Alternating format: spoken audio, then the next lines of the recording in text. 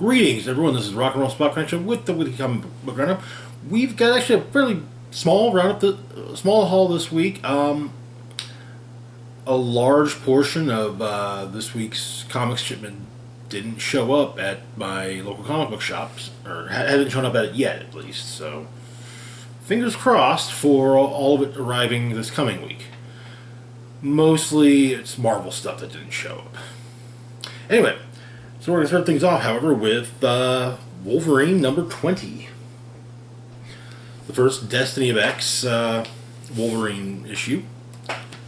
I really wish that Marvel had opted to go with, to just, say, okay, well, we're doing a new Marauders number 1, and we're going to be doing 2 brand new books, so let's just restart all of them with number 1. But oh well. So, with Wolverine, where we left off, he had his journey, his timeline mission to save to prevent Omega Red and Omega Red at the behest of Mikhail from preventing Xavier from being born.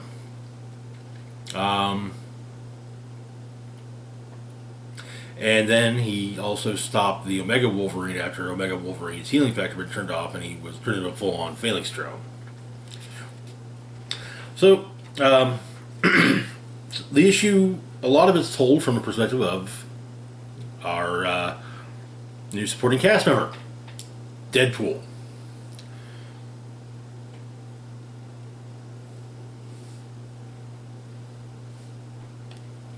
But apparently Wolverine prevents a semi-full of C4 from crashing into the treehouse. But Deadpool, some all the various times he's tried to sneak onto Krakoa.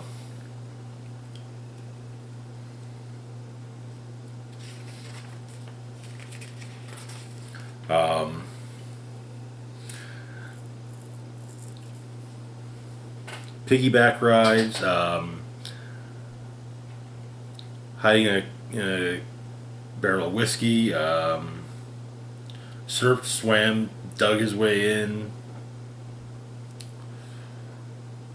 tried to dress the part, but that didn't work. Tried to showcase team spirit. Even tried fighting his way in space because he's an overachiever.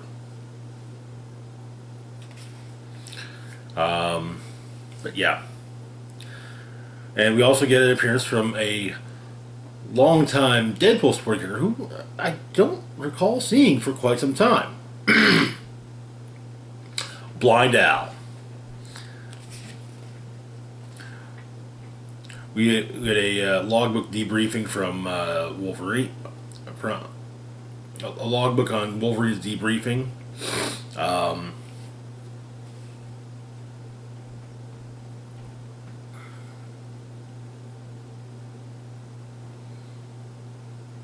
But Wolverine convinces Sage to hack the CIA. She's hesitant because, well, that's not exactly, hacking the computer system of a government agency of a foreign government is, well, not generally speaking a good thing. But Wolverine does make some good points. When Legacy House staged the auction in Madripoor, Dolores Ramirez, the head of the CIA's X-Desk, was there. She bid on Maverick. She bid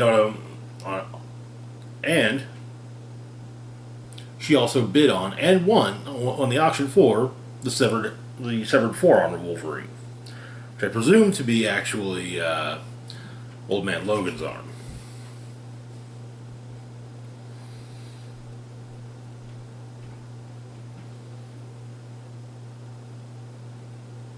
But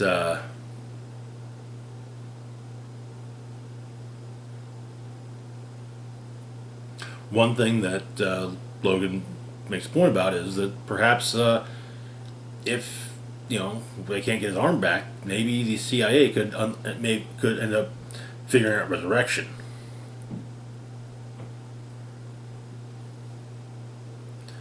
And he also points out the last thing that the world needs is more of Wolverine roaming around.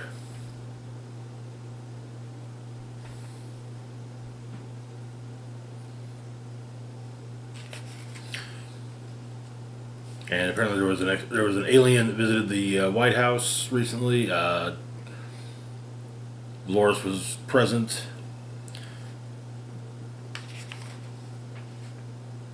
Texted someone given a location. Back with Deadpool and Blind Al.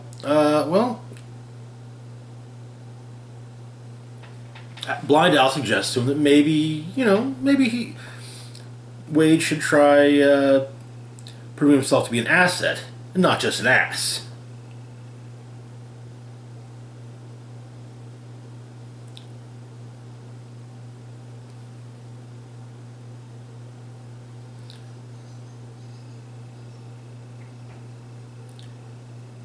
But apparently she dug up some intel that maybe Deadpool should follow up on. And she suggests that Wade treat it like an audition.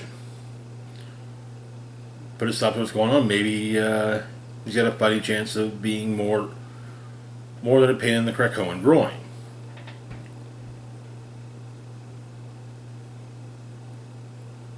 Wade also had this little prose page saying that whatever he says there is canon, right? So that way, so he explains that Emma Frost is hopelessly in love with him. He would beat Hulk in a fight. And Captain America is secretly afraid of dentists, and Doom has the sickest supervillain costume. And Nicky Fury lost his eye on bet gone wrong. Long story. And he's a mega level mutant, and this issue is actually number 1 because from now on the title is Deadpool and Wolverine. But Chesapeake Bay. Gateway teleports Wolverine to Chesapeake Bay, where he finds a collection of government vehicles and what appears to be a lot of dead X-Men, including some dead Wolverines. A dead Jean, a dead Egg, a dead Colossus. But further investigation reveals these aren't clones, rather robots. Wolverine finds Deadpool underneath the smashed up Colossus robot. And he's got a briefcase that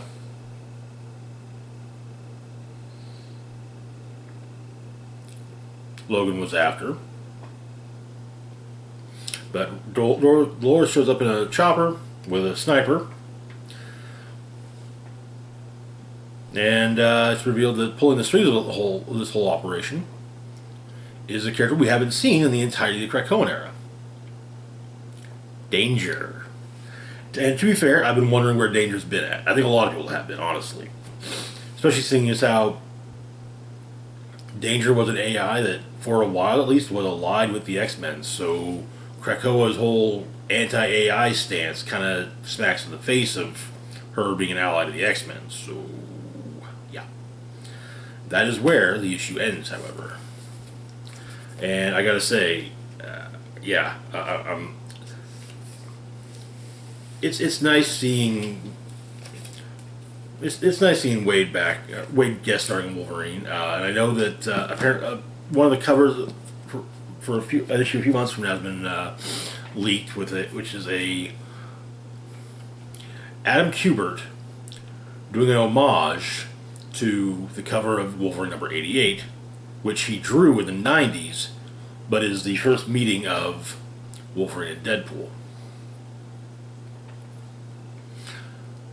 But with the two of them facing danger. So, yeah. Anyway, moving on to our next book, we've got Doctor Strange, Nexus of Nightmares. This book's it's a fairly simple one-shot. Baron Mordo, before the death of Doctor Strange, Baron Mordo wants to let Nightmare come to the waking world and take it over, with the intent of ruling at Nightmare's side. But needs a book, The Darkhold, which Strange has. Also, turns out that Nightmare has been trying to destroy the good doctor's confidence through his dreams. But the Sanctum is attacked by Baron Mordo. Wong and Strange try to fight him off. Mordo takes the Darkhold and goes back to Transylvania and to summon Nightmare. Starts to work, but Strange shows up. The two of them have themselves a little wizard's duel. Strange wins because it's his book. And Mordo's taken by Nightmare and back to the Nightmare dimension. And when Strange returns home with the Darkhold, putting it back in the bookshelf where it goes, he seemingly gets a good night's sleep for the first time in quite a while. And that is where the issue ends. Fairly simple one shot. I do enjoy Doctor Strange. I think what's generally put me off of buying regular Doctor Strange titles lately has just been timing. Getting back in at just the wrong moment because it's already up and running. So yeah, but it was good. It was good. It was a nice little one shot. I as much as I do like Clea as Strange, I also like the Good Doctor. So yeah. Moving on to our next book, though, we've got Hulk, number 6. Where we left off.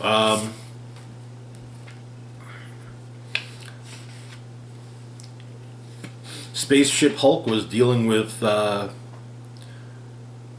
alternate reality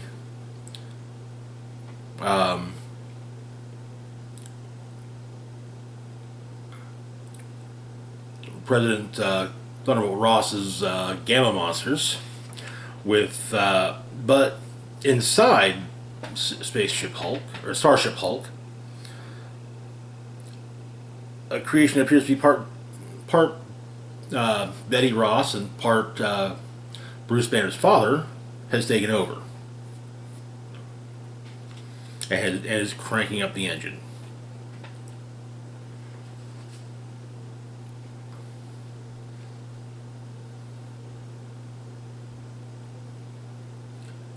Currently, the engine is cranked up to stage 9, which is Hulk versus the Inhumans, the Kree, the Skrulls, Silver Surfer, the Shi'ar, the Universal Constants such as Living Tribunal, Thanos, Adam Warlock, and the Phoenix Force, and Galactus, who for whatever reason appears to be a Hulk. But Hulk's dealing with the various gamma creations, but with what's going on inside the engine room, Starship Hulk mutates into something different, referred to as a Titan.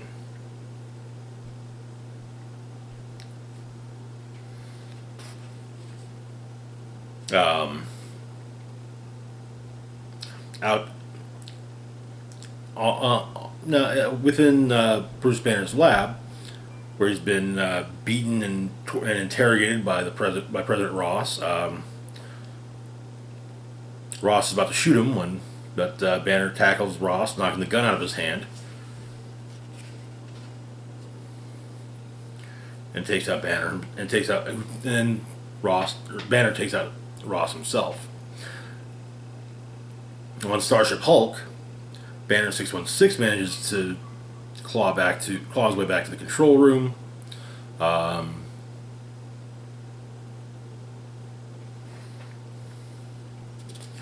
And use the override on the engine to let Hulk out of the engine room.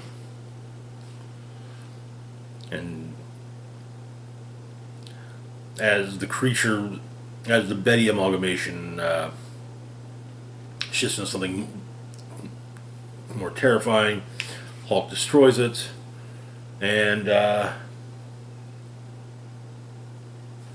but both Banner and Hulk end up in the control room, or in the engine room. And so, but Banner leaves Hulk in there as a gamma bomb is dropped. The Hulk ship repairs itself and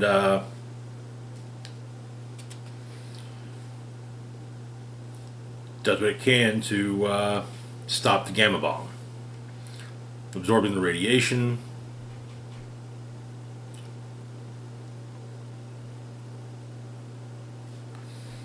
Which sends them into the space between universes. But something is incoming. Mjolnir. And that is where the issue ends. Setting up a crossover between Donny Cates' current two ongoing titles, Hulk and Thor. I tend to make a point of mentioning this often. I'm not the biggest Hulk fan. I'm reading this current Hulk book because I like Donny Cates. I like his writing. And I'm really enjoying his Hulk run. I'm looking forward to Banner of War between Thor and Hulk. So that should be really cool. But that's going to do it for this week's Marvel titles. Which brings us to our next book, Blue and Gold, number 8. The final issue of the miniseries. Where we left off, it appeared that the Black Beetle had been behind Booster and Beetle's recent troubles. The most recent ones, not all, just, But we found out some of the stuff they've been doing. They apparently Rainbow Raider had stolen a massive art collection, and it got appraised at over $860 million when it was discovered. They proved the existence of Bigfoot, that the Loch Ness Monster was actually an alien serpent from a zoo ship that crashed centuries ago. But no one thought it was real. No one thought it was fake. But Buggles seems to go haywire, teleporting,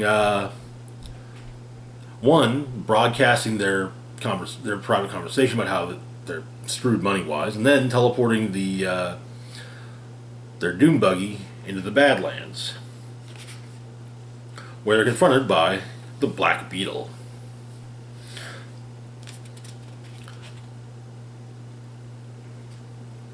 It turns out that a virus was inadvertently uploaded to Buggles by Jamie Reyes. It was something that Black Beetle designed to hit Buggles secretly. But Black Beetle is incensed at how Booster could have had so much, but he had the ultimate. All he had to do was just stay in the shadows and let public governments and corporations do exactly what he says, or at least what Skeets says.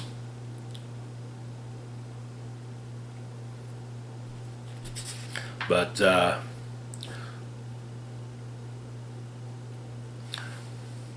Booster and the two Beetles end up going to the past, the distant past, in an attempt to deal with Black Beetle.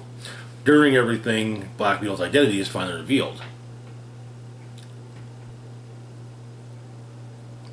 And he's Michael Carter from an alternate reality. The way he explains it, it does appear that he's from Earth 3.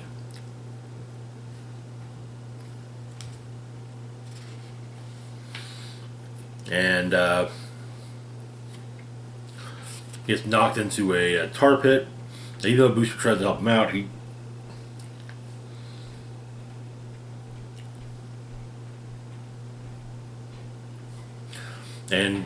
does manage to get out by time travel. But before they head back, Blue Beetle tells Booster that we're in dinosaur times, man. I've got to see that. So they hang out for a while, cracking a couple beers, checking out the dinosaurs. But when they return, Blue and Gold Restoration is broke. Like, broke. Both Booster and Beetle's accounts are overdrawn, and banks are closing in. But someone's been listening in to them their conversation with their office manager, Batman, who actually tells them they're doing a good job, and hands a thumb drive to their office manager, which deposited $20 million into Blue and Gold Restoration's account, courtesy of Bruce Wayne. With a little editor's note explaining that takes place before Joker War, when Bruce lost his fortune. But they thank Batman, and as he swings off, he says that doing that makes up for the Justice League voting them out.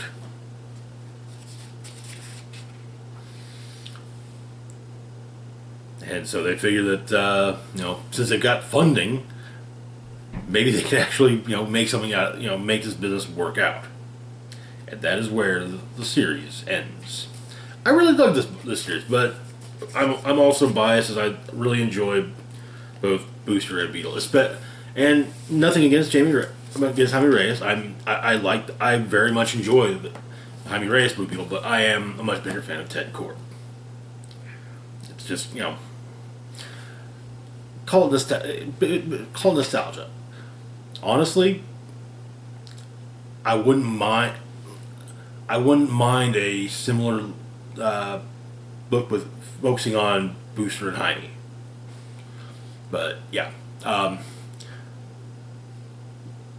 Ted and Booster have a long-standing, do have a long history as basically the comedic duo of the DC universe. So, and it's a well-deserved reputation. Well-deserved history and reputation, so yeah. Anyway, moving on to our last book for the moment, we've got Batman Superman World's Finest, number 2. Where we left off, Superman had been infected had his blood infected with kryptonite during a fight with Metallo, and Batman called the Doom Patrol to help, and so Dr. Calder, with an assist from Radioactive Man, or from Robot Man, not Radioactive, Robot Man, are trying to save Superman, but though Superman's heart is undamaged by the red kryptonite in his veins, the issue is his blood.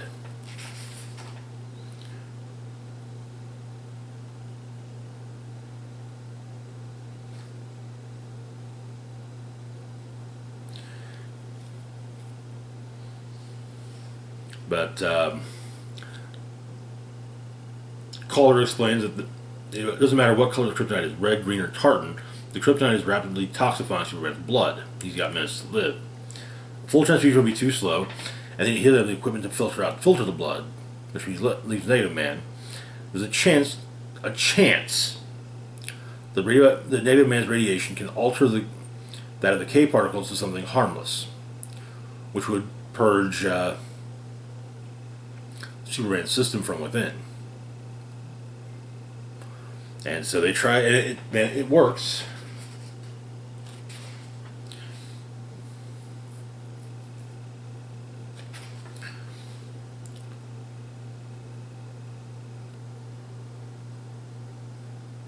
And later, Calder explains something that shows off a relic he has.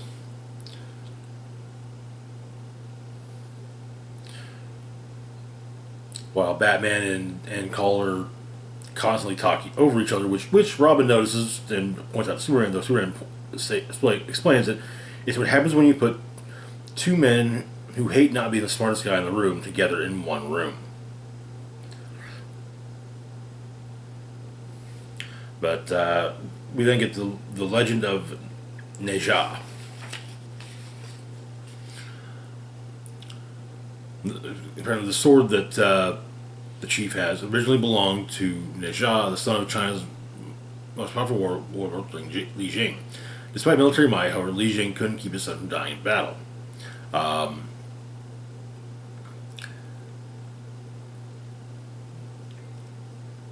Neja was distraught over the loss of his son. He ordered Neja's body preserved as effectively as possible.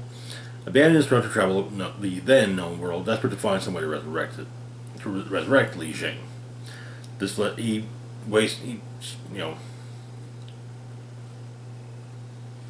basically emptied the piggy bank and came up with nothing. Eventually, he was reduced to servitude, scrubbing the floors before the reputed magician feigned home occurring in his favor. Eventually, the magician showed mercy and rewarded Li Jing with knowledge that allowed him to create the elixir of eternal life. Li Jing entered the sun's tomb and administered the liquid, but Li Jing was beyond pissed that, they commanded the world. And now they're paupers. And so Li Jing killed his father and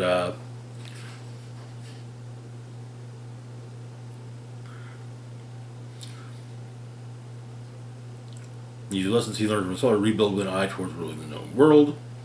He had an army twice as large as before, fortune 5 times as large, but it wasn't enough. Embraced mysticism, adorned with magic weapons, set out to conquer, striking down and expose its cruelty, he became known as the Devil Neja.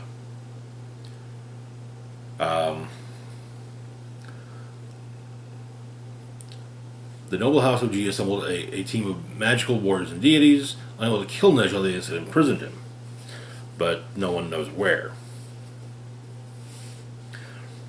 Both Batman and Calder are either dealing with an acolyte of Neja or the devil Neja himself. But Superman points out whichever the case, someone is using both Batman and Superman's enemies to come at them, and they may not be the only ones. Which Calder points out they're not. Apparently, he monitors allies and threats. Felix Faust is tormenting some boy just outside of Philadelphia. Flash is taking control of Central City, and Wonder Woman and Green Lantern are also dealing with something. Decided they'll split up. Robin is told to meet the House of G and learn firsthand how they defeated Neja. But, of course, Robin doesn't have access to a time machine. But Batman called in a traveling companion for Robin, Supergirl. Apparently, there's some drama there between Kara and Dick. The Batman suggests that the Doom Patrol try and find Neja and stay in touch, while Superman and Batman have a child to save. Of course, that child is none other than Billy Batson. And Felix Faust has made it so that he can't speak.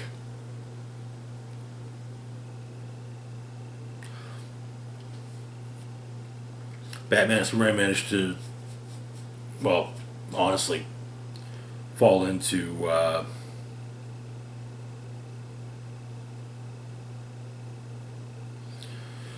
Faust's trap,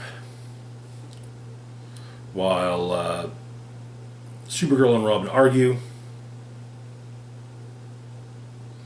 before traveling back in time.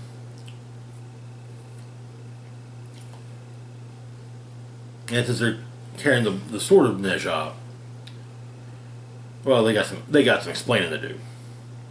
But as I said, Batman and Superman pretty much fall into Faust's trap and end up in, well, hell. And that is where the issue ends. I'm actually really enjoying this book. It's a lot of fun.